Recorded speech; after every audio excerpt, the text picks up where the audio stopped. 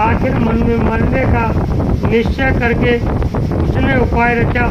तुरंत ही सुंदर ऋतुराज बसंत को प्रकट किया। फूले हुए नए नए वृक्षों की कतारें शोभित हो गई।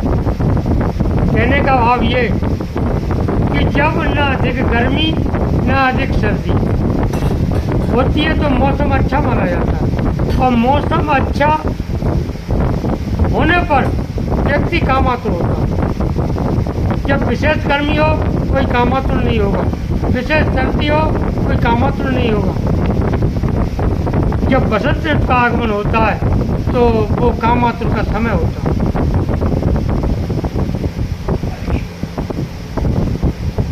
वन उपवन बावली तालाब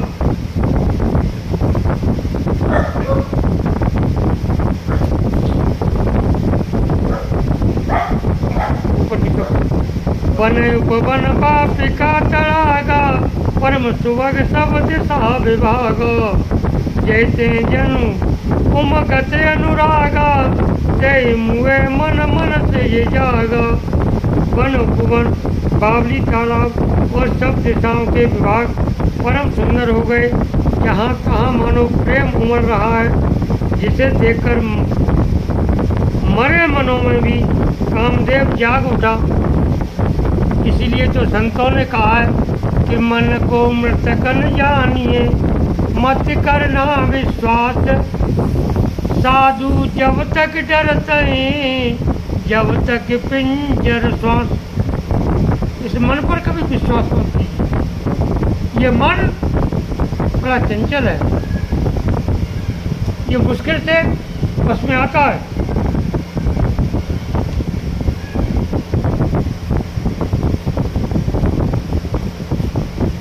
जा गए मनोभव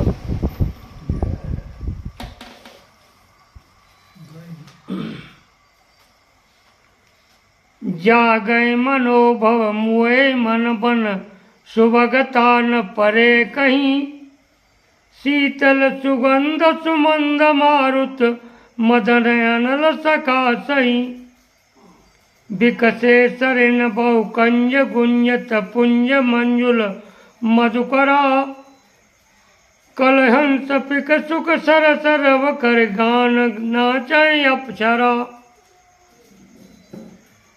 मरे हुए मन में भी कामदेव जागने लगा।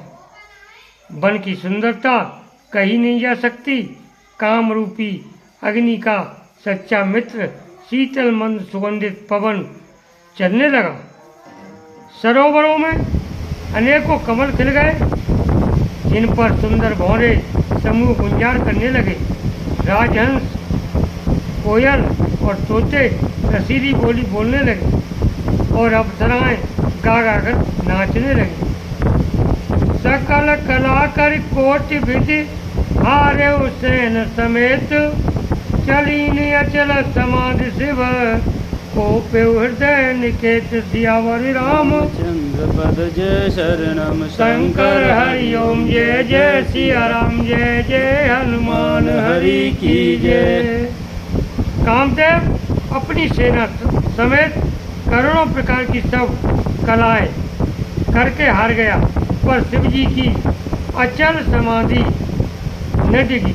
तब कामदेव क्रोधित हो देखी रसाल पिठप बरसा का, ते पर चढ़े मदन मन माखा। सुमन चापन ये सरसंधान, अतिरिसता के श्रवण लगे ताने।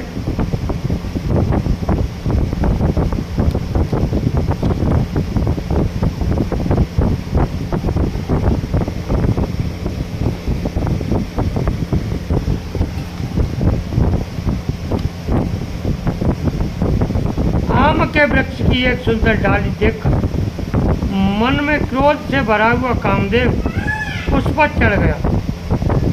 उसने पुष्प धनुष पर यानी अपने पांचों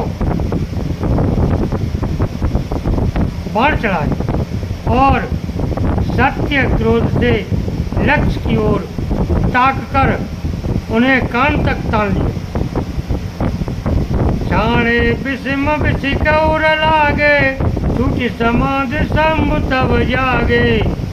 भयउ ईश मन क्षोभ विषेती, नैन उगार सकल दृश्य देखी। कामदेव ने तीक्षण 5 बाण छोड़े जो शिव जी के हृदय में लगे, तब उनकी समाधि टूट गई और वे जाग गए। ईश्वर यानी शिव जी के मन में बहुत क्षोभ हुआ। उन्होंने आंखें खोलकर सब ओर देखा। सौरभ पल्लव मदन विलोका, भयउ कोप कंपे त्रिलोका। तव शिव तीसर नैन उघारा, चित्तवत काम भयउ जल छारा। तब आम के पत्तों में कामदेव को देखा तो उन्हें बड़ा क्रोध हुआ, जिससे तीनों लोग कांप उठे।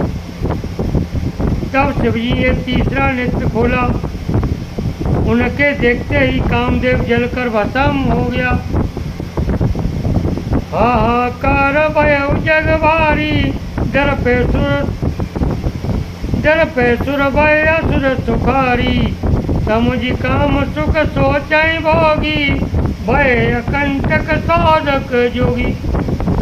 जगत में बड़ा हाहाकार मच गया। देवता डर गए, दैत्य सुखी हुए। भोगी लोग काम सुख को याद करके चिंता करने लगे और साधक योगी निष्कंटक हो गए। योगी अकंटक भय पति, पति सुनत रति मूर्छित भई।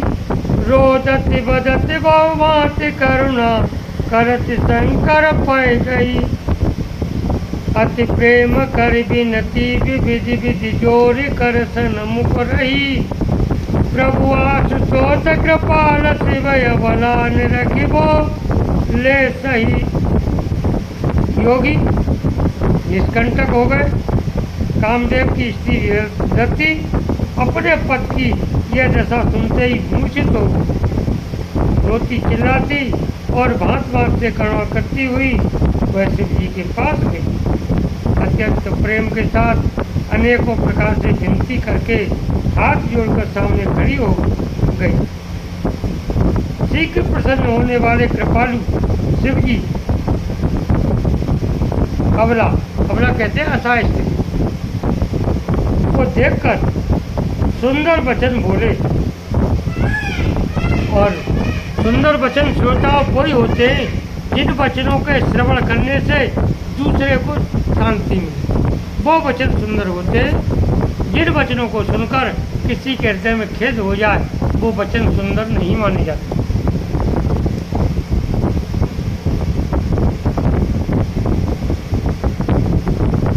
आवते रति तव नाथ कर, होये नाम अनंगो। बिनु बपु व्यापय सवै पुने, सुनु निज मिलन प्रसंग। सियावर रामचंद्र पद, जय शरणम शंकर हरिओम। जय जय सिया, जय जय हनुमान हरि की जय।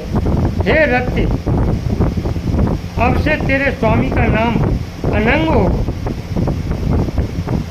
अनंग होगा, वह बिना ही शरीर के सबको व्यापेगा। अब तू अपने पद से मिलने की बात सुन।